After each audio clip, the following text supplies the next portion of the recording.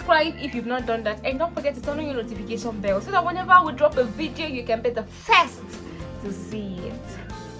We'll start the story in the count of 3, 2, 1. I have body integrity identity disorder, which means that a person feels the need to be disabled in some way. In my case, it means that I felt this compelling need to be blind. I like to say this: achieving your dreams of being blind is not actually a typical aspiration, because it involves you to willingly give up your critical sense of sight, and in the process you might not like the consequences. When there's nobody around you that feels the same way, you start to think that you're just very crazy. I don't think I'm crazy. I think I have a disorder. In a world where dreams and realities are intertwined, for most people, going blind or being blind is the worst nightmare. But this lady always wished and wanted to be blind all her life. Her name is Jewel. Jewel was born with a good sight. At age 6, she started to develop the idea that she needed to be blind. She was supposed to be blind. I was born with good vision. I first developed the idea that I need to be blind when I was around 6 years old. I was told by my mother that if I looked into the sun, I'd go blind, and so I stared into the sun for hours on end. Thinking about being blind made me feel comfortable. I was blind simming, which is pretending to be blind.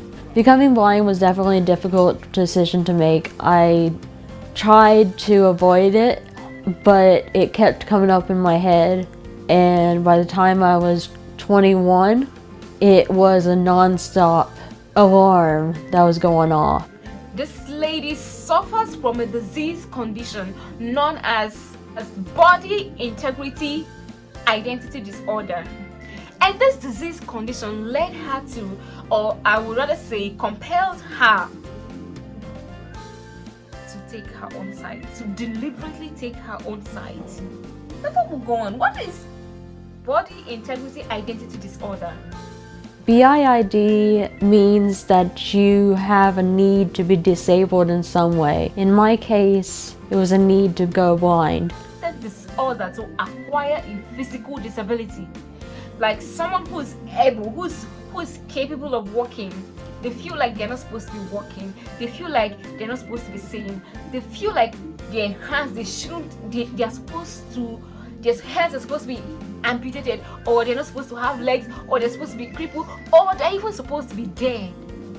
A lot of people who have this just live with it, but they don't take that step of actually actualizing it. But a significant minority of people with this have the feeling so strongly that they will go and do something to make it happen. Our job is to reduce suffering however it's possible. The question is, what can be done? People have tried therapy, they've tried medication. None of those have really been successful. The ethics of whether it is okay to take a normal person and make them disabled is, I think you could make it an ethical case that if you conceptualize this as treating a condition, then it's okay to do it.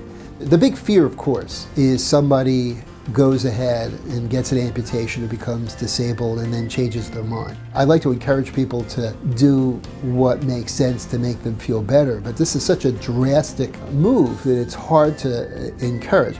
Come to think of it, why would someone in her right senses want to take her own sight? She met with a psychologist who offered to help her achieve her dream goal. I met a psychologist. I started telling him that I wanted to go blind permanently. The psychologist told me to do the research to show that I was serious, and then he would help me.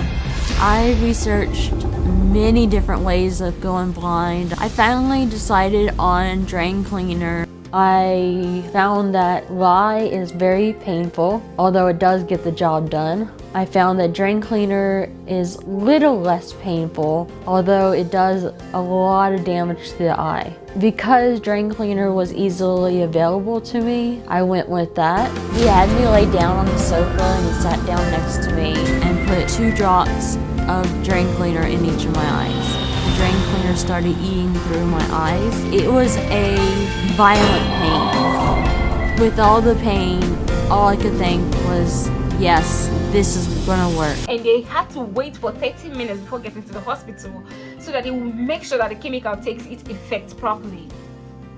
When I woke up the following day, I was joyful until I turned on my back, opened my eyes, and could see the TV screen. I was so enraged and I thought that it hadn't worked. Then over about 6 months, the sight in both eyes slowly went away. I was so happy. I felt that this was who I was supposed to be.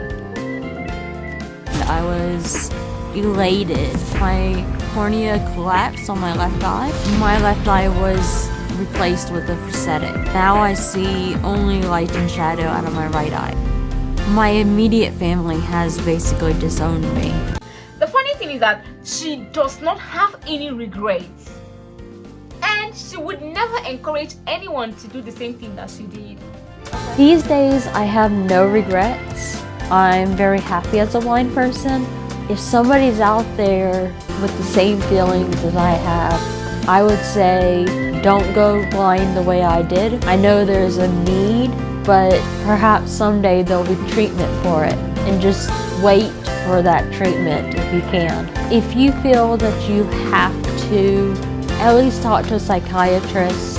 Try to get somebody who knows what they're doing to help you. Don't do it for yourself because it's dangerous. That's why I'm getting my story out there, to help people understand BIID and what it is and what is not. Thank you for watching this video, and I really hope to see you in my next one. Remember to subscribe and don't forget to turn on your notification bell so that whenever we drop a video you can be the first to see it. Thank you.